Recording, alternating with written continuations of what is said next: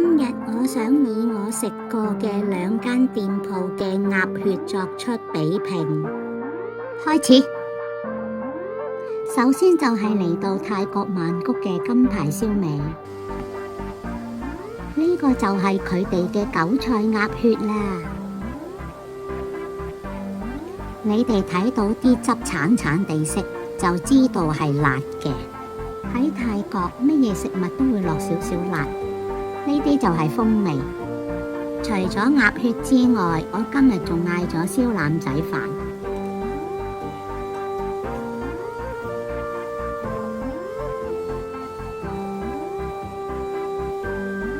呢個係港式做法嘅芥蘭。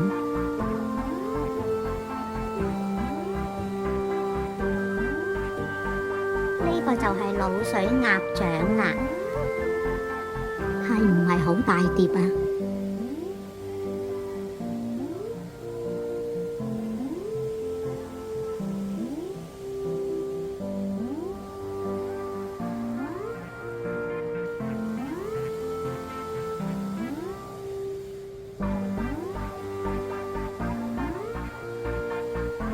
脆皮燒腩仔雖然係碟頭飯，但係啲腩仔真係好香脆。佢哋用嘅腩仔肉係有層次㗎，食落口唔會實實淨咯。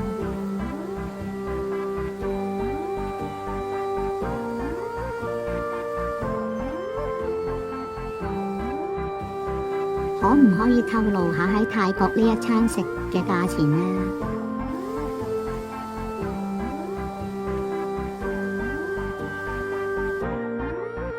首先，韭菜鴨血係港幣28個半，而最奇就係呢碟鴨掌19蚊港幣咋。燒腩仔飯係正常價得53。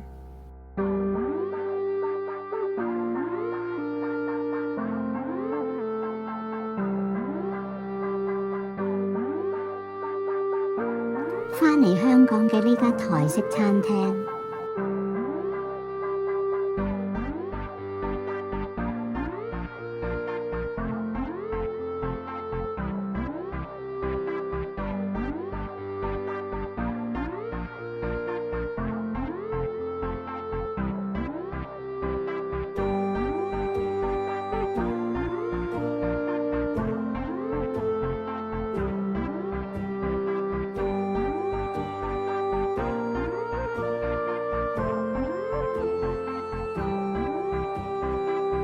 佢哋嘅台灣直送麻辣鴨血72蚊。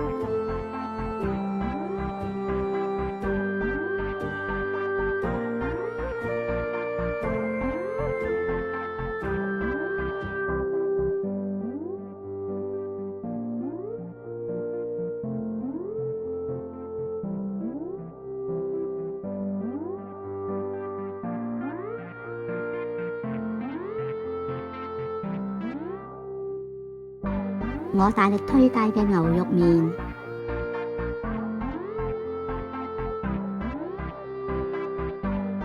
愛肉飲品，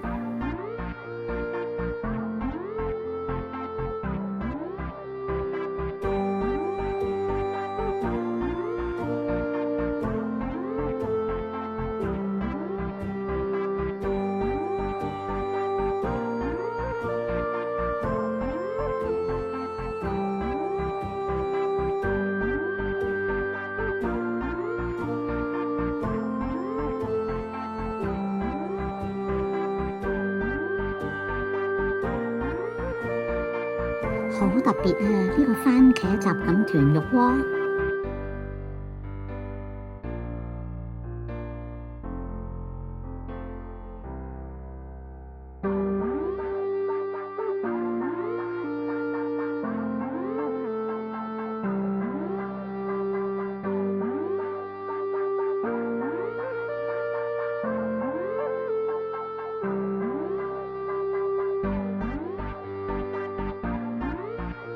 總括嚟講呢，我覺得香港嘅台式店嘅鴨血呢係最好味嘅，除咗價錢呢係最貴之外，泰國梗係抵食啦。中頻道，請記得俾個 like喎。